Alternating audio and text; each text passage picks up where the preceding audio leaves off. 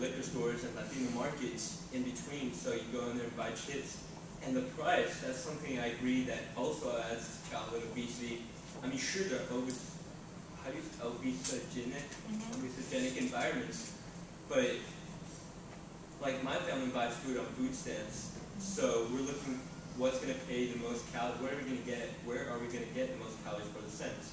So while a bag of chips could feed like the three of us versus like a head of lettuce, we're going to go for the bag of chips. And then thirdly, the education. Because sure, we can be surrounded by these environments. And I used to be a messy eater. Like, I used to be a messy eater before I took a nutrition class at Grossmont College my junior year, the summer of my junior year. And since then, I know what type of effects the food have on me. I know how my food metabolizes. I know what to eat before a workout. So the education is extremely important to reducing childhood obesity and making them aware of what they're eating and what they're putting into their body. Very great points. Excellent. Maybe you two can come on the next talk with me. And you can just give the talk for me. Yes? I think another key factor would be the way the products are advertised, such as how McDonald's will advertise professional athletes and pop stars and stuff like that, but a stick of broccoli isn't advertised by anybody. So, I mean, if Beyonce is drinking Pepsi,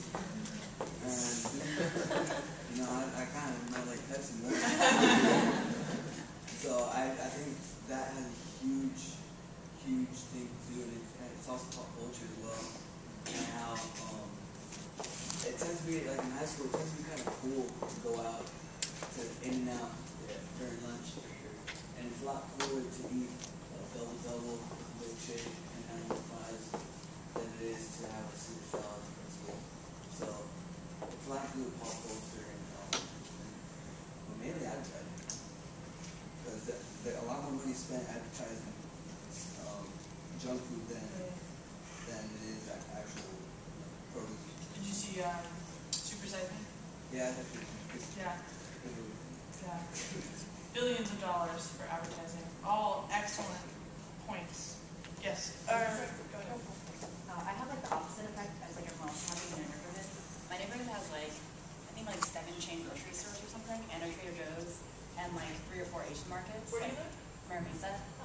And they're like huge like Asian grocery stores and stuff, and we have like so much produce everywhere. And like both my parents are immigrants, and like I'm pretty sure they don't even know what to do with like processed food. So like I guess I'm kind of lucky because like they want us to be like healthy and like the lifestyle they had. So I don't know. I think it's a good place to be as far as food. No, and I think that cultural preservation, like, that is extremely important. Preserving those healthy eating values is huge. And I think when you mentioned culture, that may be an angle I think is challenging because with each generation, some individuals act differently. Maybe they want to go against what their parents are doing and eat the junk food like the double-double. But no, I mean, that's fabulous. I was also going to say that in our public health class, we just learned that about how when people become more Americanized, they like eat less fruits and vegetables. And they were saying that immigrants from Brazil, I think, in their study, it took them like 23 years or something of being in America to have their fruits and vegetable levels down to like where Americans are, like average American. And it was just like so astounding. It's like you know that it's good, but like from being around all this stuff, like it makes you eat less good stuff. And I think that's the argument, and I by no means wanted to say that education isn't important. I'm glad that you reminded all of us and shared that it has impacted your life. Education is important, but what I'm saying is education without environmental change is not a waste of time, but we need to pour our resources into things that are sustainable. And we want to, from a public health perspective, we want to impact the whole community as much as we can. I'll move on a little bit, and then I think you guys actually just spoke about the rest of my talk right now, so which is great. Just a quick data. There's a researcher, Kimberly Moreland, for any of you that are in public health. She does a lot of research on grocery stores, and she actually did find a link between individuals living in low-income areas or deprived areas were found to be more obese and consume a poorer diet than their higher income counterparts. We know that that is a reality. We've talked about this, right? Advertising. So, fast food advertising targets Latino and African American communities because of those very reasons you're talking about. It's, you know, it's a cheap calorie per whatever dollar. You get a lot of bang for your buck. I think a 99-cent bag of Cheetos is like 600 calories. Comparing that to maybe an apple for $1, if you can find that, maybe is like 60 or 80 calories. So that's a problem. That's a big problem. And then, as we mentioned before about grocery stores, yes? I just want to point something out about those two billboards. The bottom one seems a lot more appealing if you can tell just by the color and by the attitude that's on the girl's face. And the top one, like if you look at it, the one here notice the bottom one. Yeah.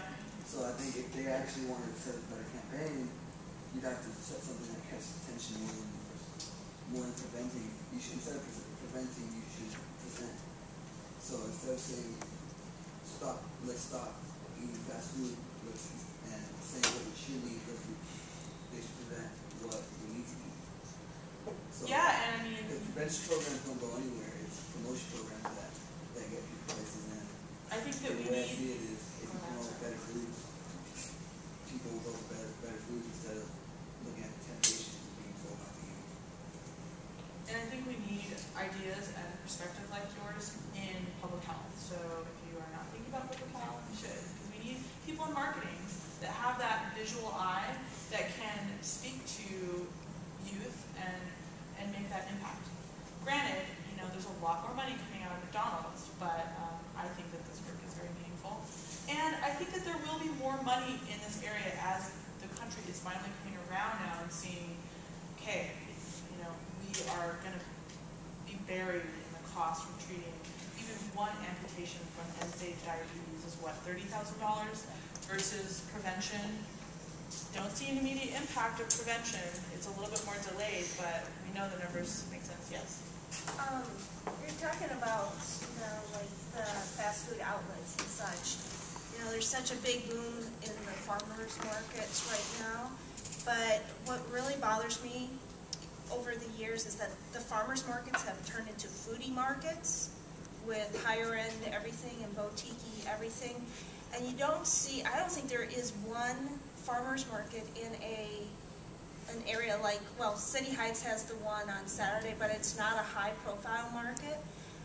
I don't know why they don't start setting up farmers markets in these areas so the produce can be available to people instead of, you know, going towards the Albertsons or the Vons or the Ralphs, is to bring the market to the people, and it's a win-win for everybody.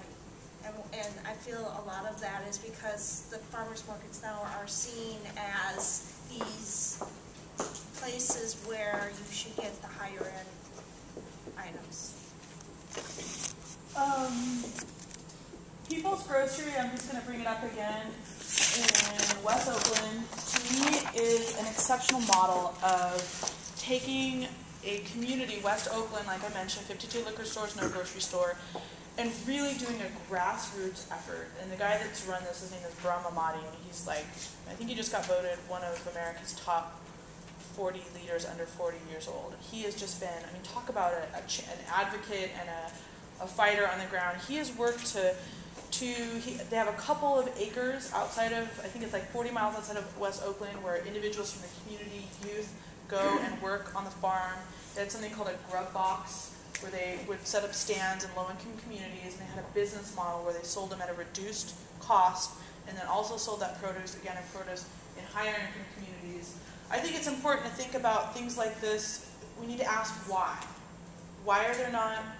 And why they don't accept food stamps. Well, and make it accessible for farmers to get reimbursed as soon as possible by the state, so they can sell. So we have to put pressure on those farmers markets, whatever place that is, to make sure that they accept food stamps and EBT. Yes. Two things. Going back to advertising and money, this County of San Diego is actually really fortunate to actually get out of the CDC community prevention to work.